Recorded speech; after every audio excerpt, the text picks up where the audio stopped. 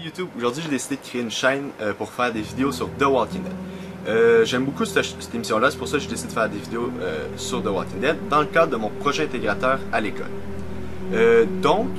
Mon projet c'est de créer 3 vidéos explicatives sur The Walking Dead. Le premier va être les 3 premiers épisodes, sur les 3 premiers épisodes, donc cette vidéo. Le deuxième vidéo va être sur les 3 autres épisodes de la première saison. Et le troisième vidéo va couvrir les 4 premiers épisodes de la deuxième saison. Donc, je vous promets 3 vidéos minimum. Et si je décide que j'aime ça, je vais peut-être décider de continuer et faire d'autres vidéos par la suite. Mais ce ne sera pas dans le cadre scolaire. Aussi, avant de commencer, je vais faire une brève présentation de moi-même. Je suis un sportif de nature, j'ai joué 8 ans au football. J'aime beaucoup les films, jeux vidéo, téléséries. Je suis un petit peu geek quand on parle de ça. Je pense que ça résume bien qui je suis. On est prêt à commencer. Saison 1, épisode 1, Days Gone By. Pour commencer la série, les producteurs ont vraiment réussi à nous accrocher dès les premiers instants de l'épisode. Je sais pas si vous vous en rappelez, mais la première scène se déroule dans une station d'essence où on voit Rick qui est un peu perdu et qui aperçoit une petite fille qui se promène tout seul dans la station d'essence. Après, on voit la petite fille qui marche de dos, qui va ramasser son toutou et dès qu'elle se retourne, on aperçoit que c'est un zombie et là, l'introduction commence. Par la suite, ça j'ai parlé de ça. Après cette scène-là, on a un flashback de Rick et Shane durant une poursuite automobile qui va finir en fusillade, car on apprend que les deux sont des policiers. On peut voir durant cette scène-là, je ne sais pas si vous vous en souvenez, pourquoi Rick était allé à l'hôpital, où sa blessure à l'épaule venait. Par la suite, on voit Rick qui est à l'hôpital, et on voit, quand il sort de l'hôpital, on voit tous les cadavres en sortant de l'hôpital. Après, on voit la zombie qui est coupée en deux, qui est une zombie culte de Walking Dead. Et pour finir, Rick va manger un coup de pelle dans la face par Dwayne, le fils de Morgan, qui sont 2 survivants dans la ville quand Rick allait retourner à sa maison pour voir si sa femme et son enfant étaient là. Après cette scène-là, selon moi, c'est une des meilleures scènes de Walking Dead, toutes saisons confondues. C'est la scène où on voit Morgan viser sa femme qui s'était transformée en zombie. Pourquoi c'est une des scènes que je préfère dans Walking Dead? C'est parce que c'est une scène qui montre vraiment le côté humain de Walking Dead. Certaines émissions essaient de cacher le côté émotionnel du personnage. Dans Walking Dead, c'est complètement le contraire. Il n'y a pas de héros qui ne ressent rien à une apocalypse de zombies. Dans The Walking Dead, on voit des personnages pleurer, on voit des personnages avoir peur, on voit des personnages réagir. Peut-être pas tout le temps de la bonne façon, mais c'est parce qu'ils sont dans des situations exceptionnelles et c'est normal. Ce côté-là de l'émission, j'aime vraiment. Et c'est aussi ce qui distingue The Walking Dead de toutes les autres téléséries. The Walking Dead est filmé comme un film. C'est pas, même si c'est une télésérie, le niveau d'acteur et de prise de vue est comparable à n'importe quel film à gros budget. Selon moi, c'est une des meilleures, comme j'ai dit, c'est mon épisode préféré de Walking Dead et je la réécoute régulièrement et je me tanne jamais. Saison 1, épisode 2, Guts. Maintenant, pour le deuxième épisode. Durant cet épisode, on voit beaucoup de nouveaux personnages qu'on n'avait jamais vus dans le premier ou dans les comic books. Car The Walking Dead est à l'origine un comic book, comme que j'ai ici.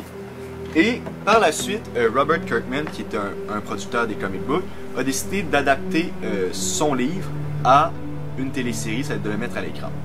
Ces personnages qu'on découvre durant cet épisode sont T-Dog, Merle et Daryl.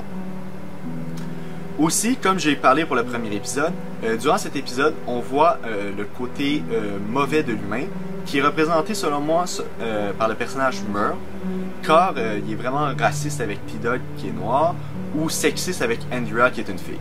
Durant cet épisode, j'ai aperçu 2 erreurs faites par The Walking Dead, car on va leur donner une chance, c'était dans les premiers épisodes de la série. La première était quand Glenn et Rick vont s'enfuir du char d'assaut, ils vont monter une échelle, puis on peut voir en bas qu'il y a des zombies qui essaient de monter l'échelle. Puis on peut voir un zombie qui a pris une barre, 2 barres, puis qui a essayé de prendre la 3e. Selon moi, le zombie n'aurait jamais eu l'intelligence. Si on se base avec l'intelligence des zombies dans les saisons futures, cette scène-là, elle serait impossible.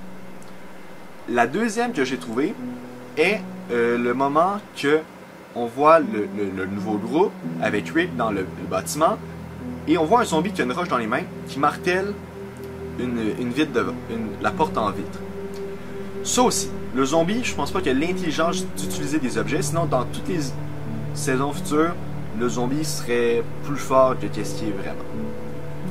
La scène la plus cocasse de l'épisode, c'est quand Rick arrive sur le toit, puis qu'il y a Merle qui tire du fusil.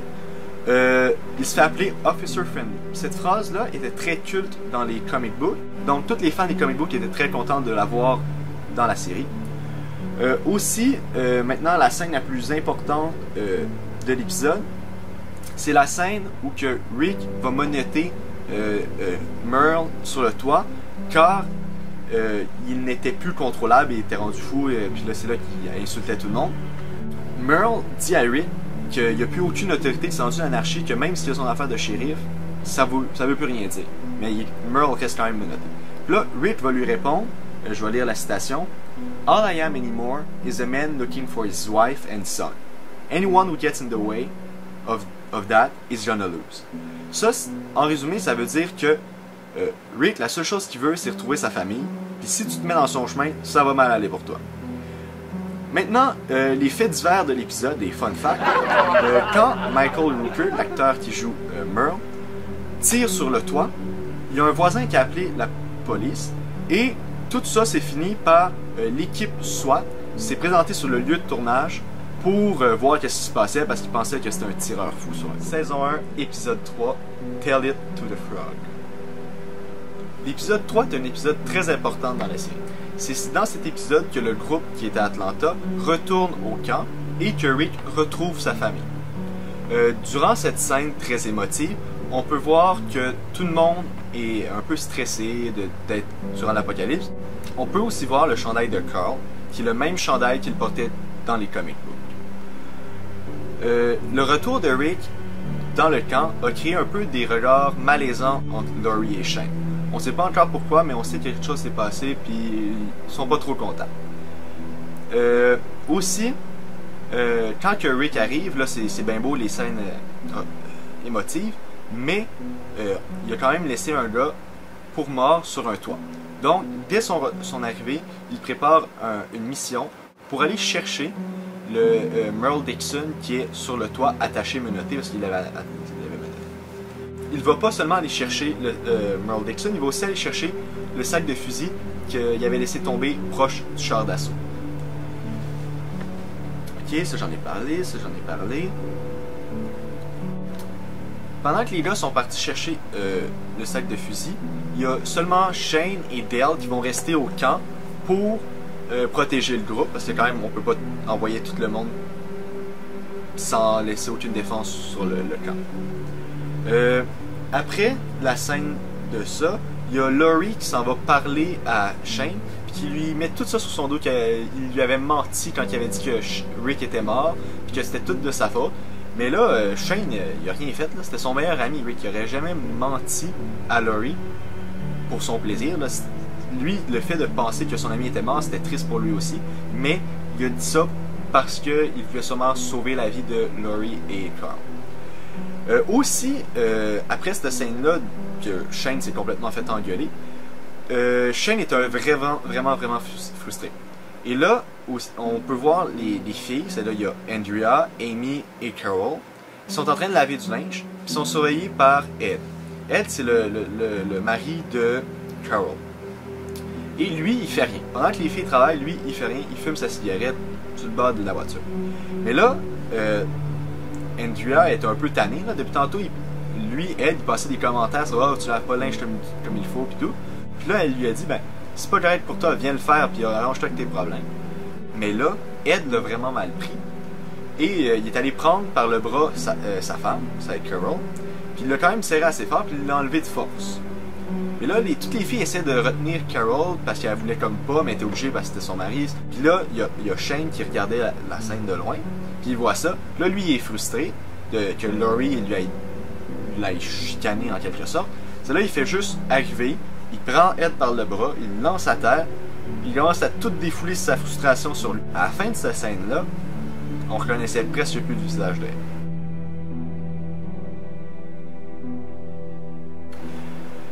Puis pour finir l'épisode, il y a une scène très choquante où on voit les gars arriver à Atlanta pour chercher Merle. Il ouvre la porte, mais Merle n'est pas là, il y a seulement sa main. C'est là, tout le monde se pose la question, où est Merle? Est-ce qu'il s'est coupé la main? Est-ce que... On le sait pas. Maintenant, pour les faits divers de cet épisode, je check mes notes. Le Walker qui a tué le cerf de Daryl, c'est le coproducteur et chef maquilleur responsable des effets, le coproducteur et responsable des effets spéciaux sur tout ce qui est maquillage, Greg Nicotero.